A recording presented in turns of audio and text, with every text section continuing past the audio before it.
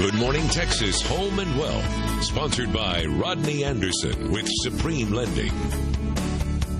Right now, people all across North Texas are out house hunting, and with the interest rate so low, many people think that is the most important component of buying a house, but it's not. There are actually six, and I said six factors to consider over interest rates. With us this morning is our mortgage expert, Rodney Anderson. And Rodney, you've got those factors that people need to know. So first thing is first this morning.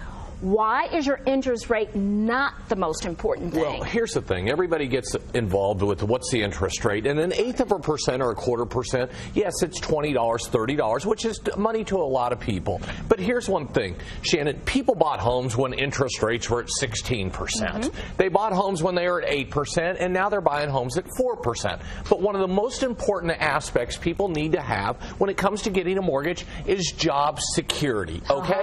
If you don't have a job, if you lose your job, then you can't make your mortgage payments in many simple ways. So one of the things that you need to make sure is how secure am I in my job, and am I living off of commission or bonuses? Because, for example, people in the oil industry, if you've been in the oil industry, many people, they got lived off their $20,000, $30,000, $40,000 bonuses or more, and all of a sudden this year, most of those people are not getting any bonuses because the oil companies have suffered a lot because of oil prices. So you always need to make sure, don't qualify just off your bonus every single year, because what if that went away? So we know job security is very important. Don't count on those bonuses. What's next?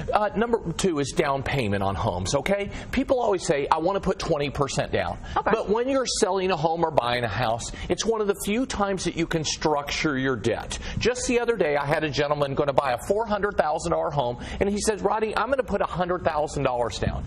And I said to him, I said, Skip, you have about $50,000 in credit card debt. Why don't we look at putting a little bit less money down, put 50 down instead of 100, clean up all that credit card debt, put yourself in a much better cash flow situation, and your mortgage is deductible where that debt is not deductible. So here's the thing. When you're buying and selling, it's one of the few times that you can structure this situation, and it's not just about work with your lender and talk about the options that are available, because you may not think of these things and your lender can think of these things. Now, I know this process takes a little bit of time, but let's talk about it. A lot of people say it's best to stay in your home long term. What do you say? Well, if you're going to make a lot of money, normally you have to stay in your home a minimum of 3 to 5 years. You know, people watch these shows, Flip This House or whatever, and you have to know what you're doing.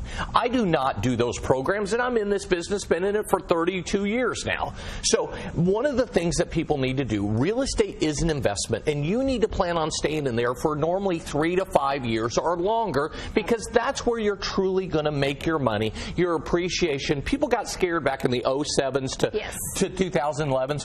People aren't scared as much anymore because home values are definitely climbing, and I estimate that home values, I said at the beginning of the year, we're going to see 5 to 6% appreciation. We could see 10% appreciation again this year. That's a lot. That's a lot. Well, for some, buying a house can be risky or stressful. What advice do you have for someone that's never owned a home? Be cash ready, okay? Owning a home, you have to have cash. I get first-time home buyers that come in and say, I want to go buy a fixer-upper, but then they have $1,000 left over after closing. You can't even Fixing up costs money. So make sure you know where you stand financially, where you stand job-wise, and what is the best loan program for you across the board. All right, Rodney, really great advice. For answers to your question about interest rate, new mortgages, or refinancing, call Rodney at 1-800-EXPRESS or log on to rodneyanderson.com.